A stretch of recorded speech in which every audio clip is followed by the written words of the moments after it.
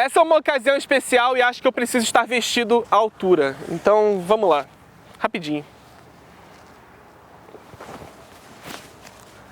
Pronto, agora sim, com vocês, Vossa Majestade, o Aston Martin DBX 707, o SUV mais potente e que também está entre os mais rápidos do mundo. Mérito dele, porque ele foi o primeiro a chegar à marca dos 3,3 segundos de 0 a 100 km por hora.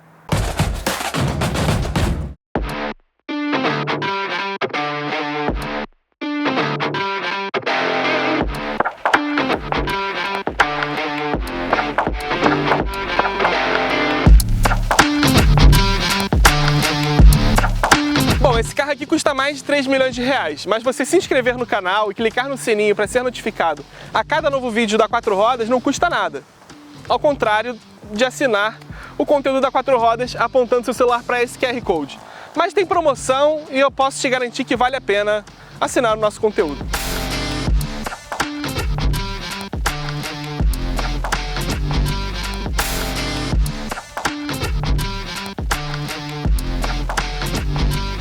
Sabe aquela história de as fabricantes de super esportivos terem SUVs para ajudar a pagar as contas? Isso deu muito certo com a Porsche, com o Cayenne, com a Lamborghini, com o Urus. São os carros mais vendidos dessas fabricantes. E é justamente o Lamborghini Urus o principal rival do Aston Martin DBX, que também está ajudando a Aston Martin a pagar as suas contas depois de um longo e tenebroso inverno, passando de mão em mão, era da Ford, passou para fundos de capital asiático, enfim. Hoje ela está até com participação da Mercedes-Benz, isso está fazendo muito bem a ela. E essa daqui é uma versão que ainda leva a disputa com o Lamborghini Urus muito mais a sério, principalmente na pista. Porque ele era mais rápido que o Urus até o outro dia e agora o Urus só conseguiu empatar com ele. Se o DBX convencional tem 550 cavalos, convencional naquelas, né? 707 é justamente a potência que ele gera aqui. É um V8 4.0 biturbo.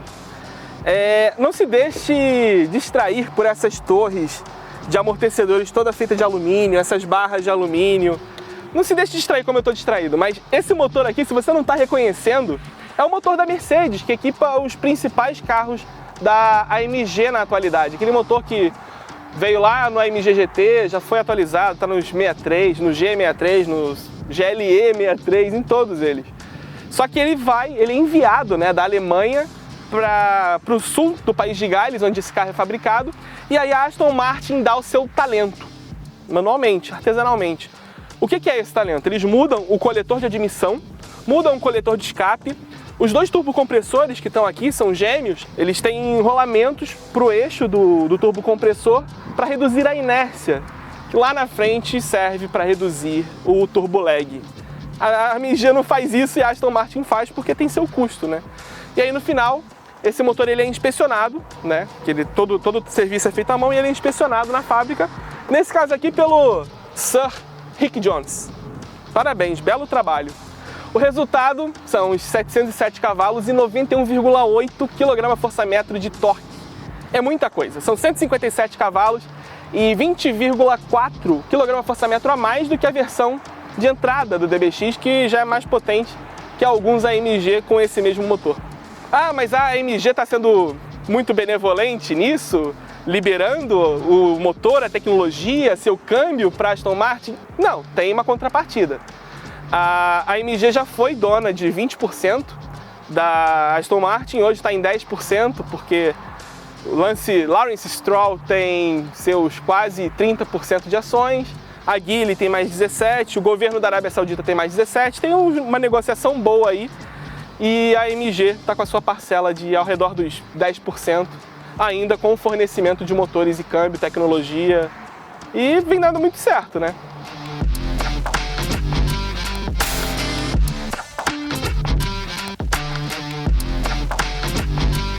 Como toda essa cavalaria precisa respirar, o DBX 707 tem um grade maior.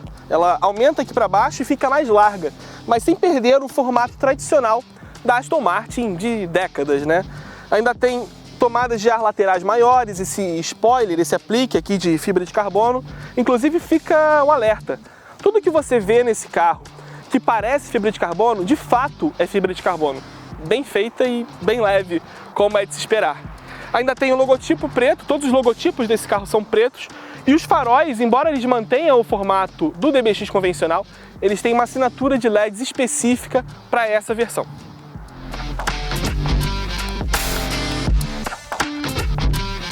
O ar que é admitido por essa grade enorme, ele tem seu próprio caminho.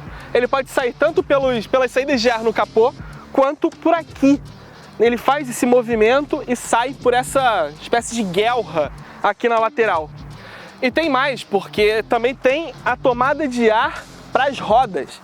Passa o ar através de um radiador, o intercooler ali na frente, e acessa o conjunto de freios, que são discos carbonocerâmicos perfurados, com tudo que você precisa para parar uma máquina de 2 toneladas, 245 quilos. É pesadão. Até mesmo por isso, a Aston Martin diz que o desempenho máximo desse carro é alcançado com essas rodas de aro 23, porque o padrão do carro é de 22 polegadas. Isso faz tanta diferença assim, para o brio do carro, que aqui no Brasil essas de 23 polegadas são praticamente de série. Ninguém teria coragem de limitar o desempenho de um carro desse aqui por causa das rodas, não é mesmo?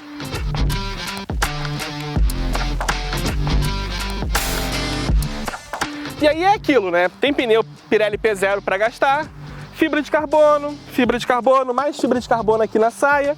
E a porta também tem suas particularidades. Por exemplo, eu tenho que apertar aqui para a maçaneta sair, ela não é automaticamente retrátil.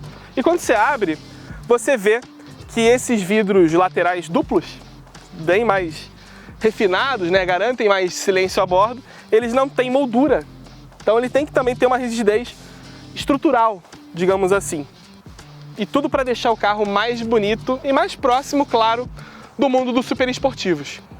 E além dessa porta envolver todo o chassi, até lá embaixo, tem um detalhe especial que é o soft closing, ele suga a porta. E tem outro detalhe que eu preciso te mostrar na porta traseira porque é mais fácil.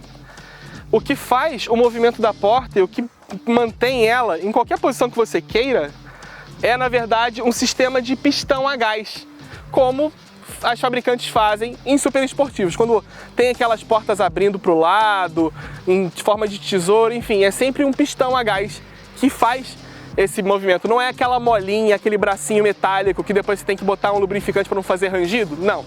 Em super esportivo é pistão a gás. O dia que a gente tiver um super esportivo aqui para mostrar em vídeo, eu te mostro.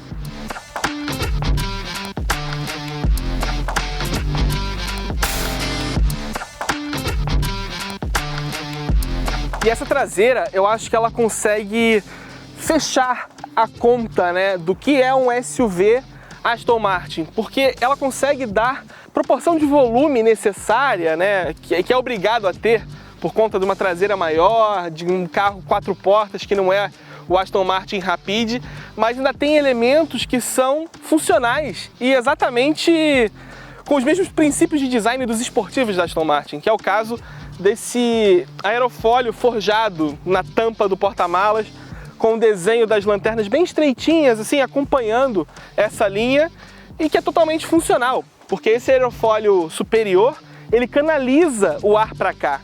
Tudo nesse carro é pensado para a aerodinâmica dele ser melhor, para proporcionar, de fato, o desempenho que ele busca. Tanto que a versão DBX 707 tem essas saídas de ar ali, também para canalizar o calor do freio traseiro para trás. E ainda tem as 4 saídas de escape e todo esse bloco inferior na traseira que é totalmente funcional. É um extrator funcional, é tão raro ver isso num carro, mas esse extrator ele tem um princípio aerodinâmico, ele tem uma justificativa aerodinâmica.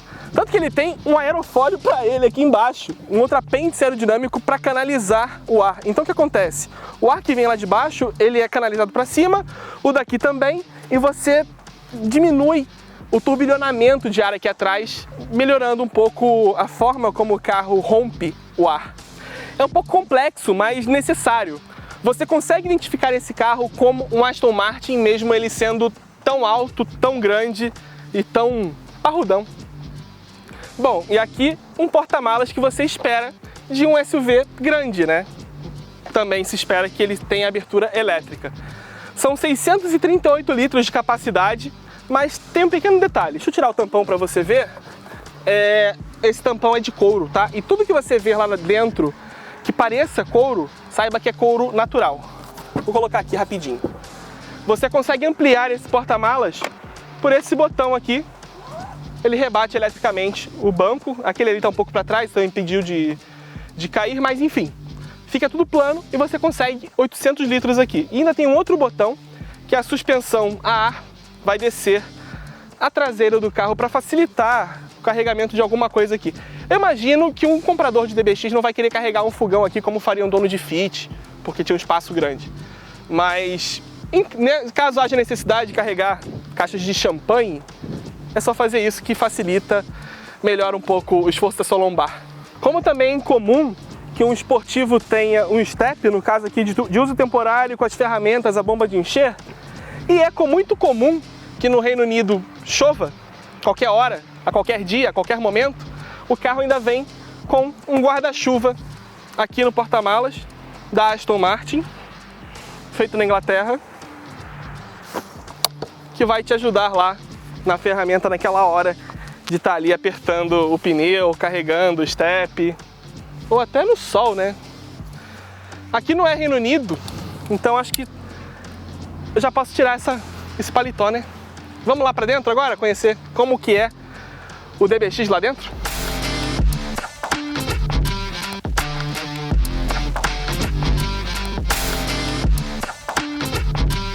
Sendo um carro com 5,4 metros de comprimento e 3,6 entre eixos, o que se espera é que ele tenha um bom espaço interno, né?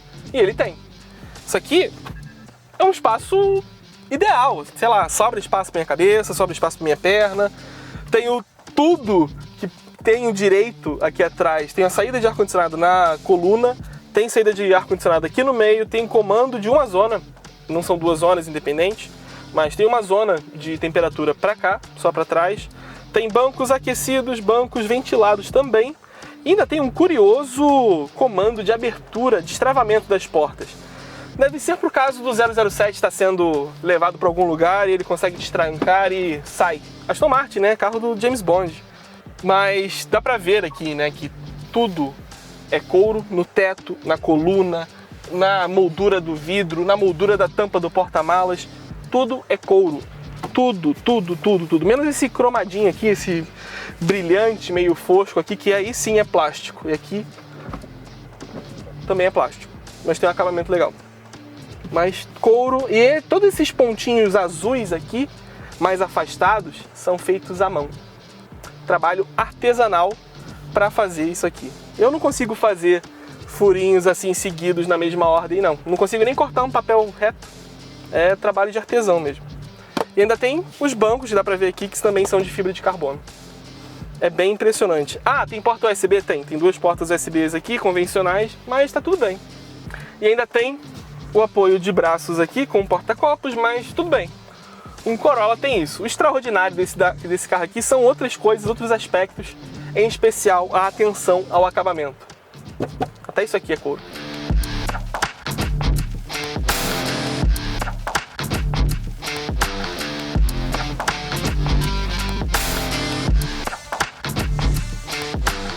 Essa cabine é aquela mistura de tradição, luxo e tecnologia, com mais tradição e luxo do que tecnologia propriamente dita. Tecnologia, digo, no contexto mais atual.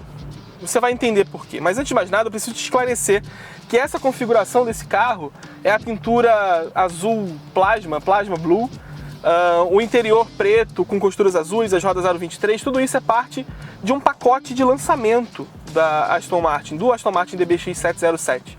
É o carro das fotos de divulgação, das peças, enfim. Todas as concessionárias receberam um desse para test drive, para divulgação do carro. Ainda assim é possível configurar o carro exatamente do jeito que o cliente quiser. Essa fibra de carbono aqui, por exemplo, é um opcional. Pode ser até uma fibra de carbono de outra cor, se o cliente quiser e quiser pagar por isso. Bem, cada um com o seu gosto, né? Você faz a configuração que você quiser, o dinheiro é seu, você faz o que você quiser.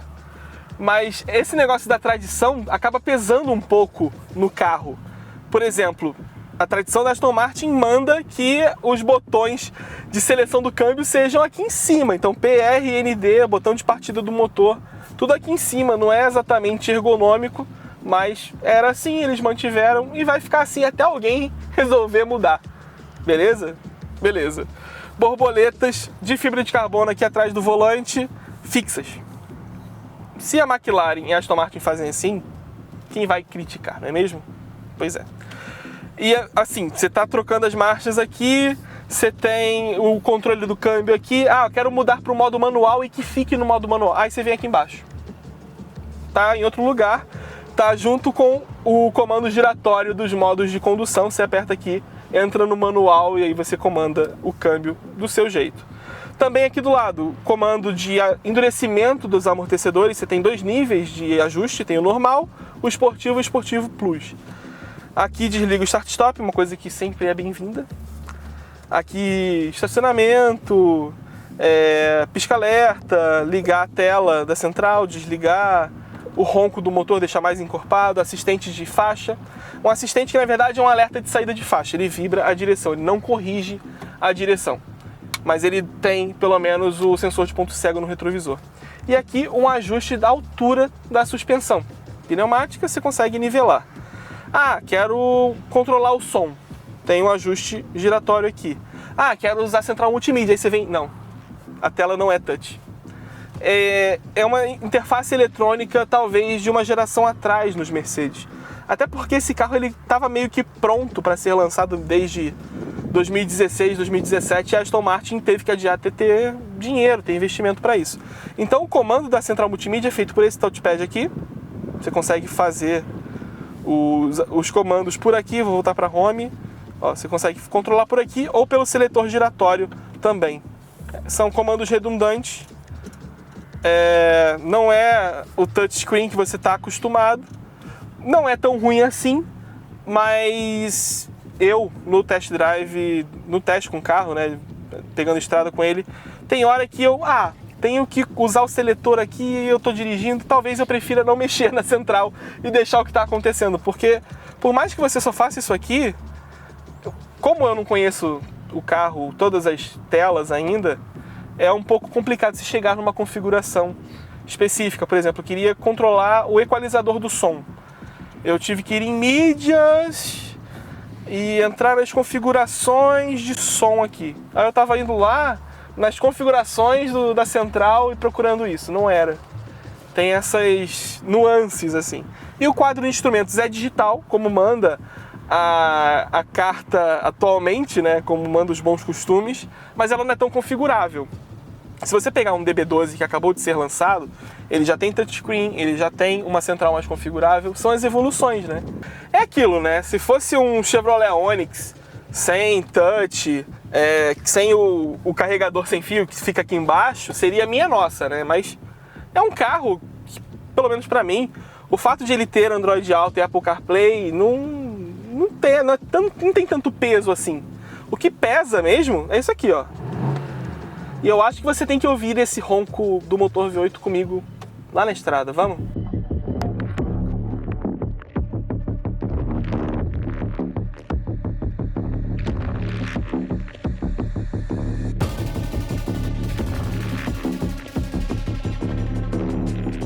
Bom, deixa eu primeiro colocar as coisas em ordem aqui, modo individual, GT. Consigo ver algumas configurações aqui, ligar o ronco. É isso. Mas tem um detalhe também que, rodando já com DBX, os amortecedores, tem o modo esportivo e o Sport Plus. O Sport Plus fica muito mais áspero, mas o primeiro modo esportivo ele controla melhor as pequenas vibrações da pista. Ficou mais agradável, ele tem menos oscilação da carroceria. Eu acho que a suspensão é a coisa que mais me impressionou na dinâmica desse carro até agora, porque é um carro muito pesado, são 2.245 quilos, e ele tem, como é praxe em SUVs, em veículos tão pesados, suspensão pneumática, né? Ele tem molas pneumáticas, mas o sistema que eles usam é um pouco diferente. As bolsas são maiores, elas têm mais capacidade de ar ali comprimido, então elas provavelmente também por isso elas conseguem um comportamento diferente. A carroceria, ela não fica com aquele jogo de barca que você percebe em Range Rover, em Mercedes GLS. Não tem tanto compromisso com aquele conforto, aquele rodar suave. Não.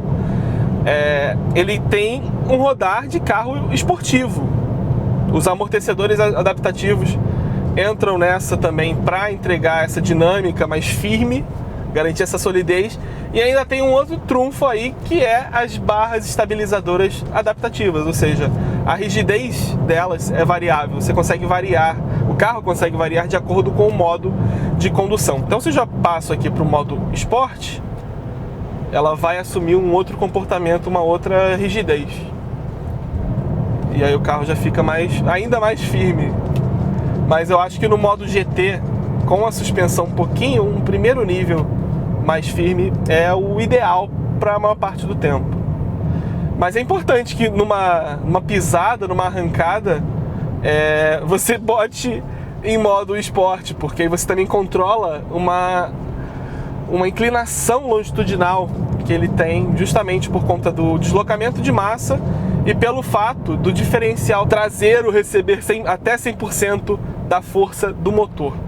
A suspensão é adaptativa, a tração ela consegue se ajustar à entrega de força necessária para cada momento, então pode jogar toda a força para trás e para frente quando o carro julgar necessário. Agora eu vou aproveitar, botar no modo Sport Plus, já mudou o comportamento aqui do câmbio e vou dar uma pequena reduzida aqui. As borboletas são de fibra de carbono, como eu falei, tudo que parece fibra de carbono aqui é de fibra de carbono, e vou pisar um pouquinho. Entendeu a inclinação? Fica agressivo mesmo. Mais uma redução.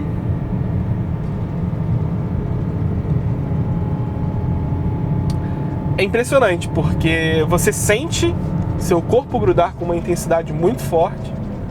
O carro ele não titubeia, o motor está entregando lá seus 707 cavalos, mais de 90 kg de torque, o carro vai certeiro. Mas ele não é o tipo de SUV esportivo que quer te matar, tornar sua esposa viúva, como tantos outros. Ele não te maltrata, por mais que você pise, ele não te maltrata, ele continua sendo um Lorde muito rápido. Essa é uma das coisas que mais me impressionam nesse carro. Além do tempo de 0 a 100. Na nossa pista ele fez 3,5 segundos de 0 a 100. A fábrica declara 3,3, que é exatamente o mesmo tempo que a Ferrari declara para puro sangue, que a priori a Ferrari faz todo o possível para dizer que não é um SUV. Quem vê ao vivo diz que é mais para um crossover ou um esportivo mais altinho mesmo. E também ao mesmo tempo do novo Lamborghini Urus performante. Então por isso também não dá para dizer que o DBX 707 é exatamente o SUV mais rápido do mundo na atualidade. Ele está meio que empatado com esses dois concorrentes.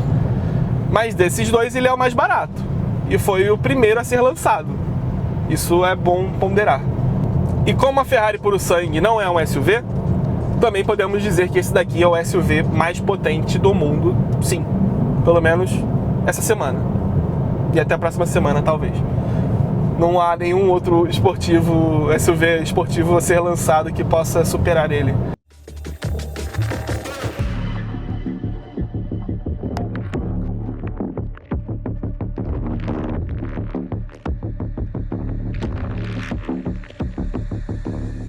Eu tenho pra mim que o carro perfeito não existe. Talvez até alguma pessoa consiga ser plenamente atendida por um veículo, mas ainda nessa casa dos milhões de reais, talvez até principalmente na casa dos milhões, você precisa entender exatamente onde você quer que o carro seja perfeito.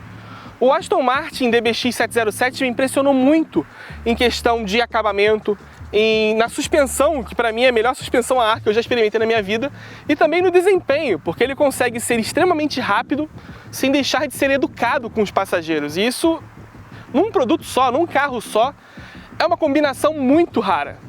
O que eu quero dizer é que ele consegue combinar coisas sem comprometer o desempenho, que é o que você geralmente vê acontecer num carro esportivo. Ou compromete o conforto, ou compromete o acabamento. Você tira um vidro mais grosso, coloca um plexiglass, você tira algum acabamento, isolamento acústico. Aqui não, ele consegue entregar tudo. Um Lamborghini Urus consegue ser igualmente rápido na versão performante. Ele tem um visual muito mais impactante em um primeiro momento, mas ele não é tão refinado e custa R$1 milhão a mais.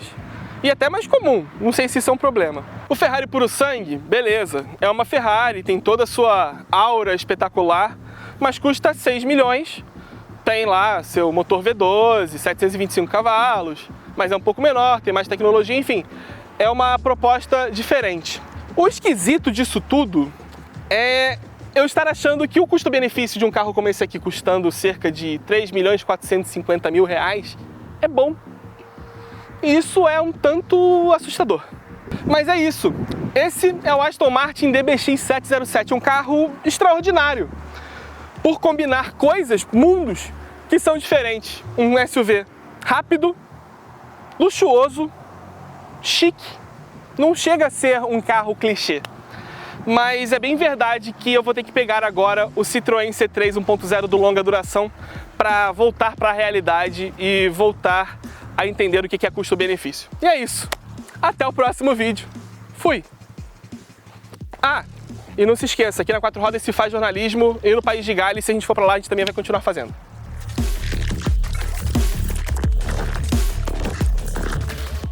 Uma curiosidade para você que ficou aqui até o fim. Eu estava usando aqui o comando de som, sem querer, né, despretensiosamente. E aí o primeiro comando que ele aceita aqui, que ele sugere, é navegar até o Teatro Municipal de Stuttgart, a cidade onde fica a sede da Mercedes. Por quê? Porque essa interface eletrônica é emprestada pela Mercedes, é fornecida pela Mercedes e ele mantém isso na sua raiz. Como? Como? Pois é. Pois é, Para Aston Martin. quais funções você deseja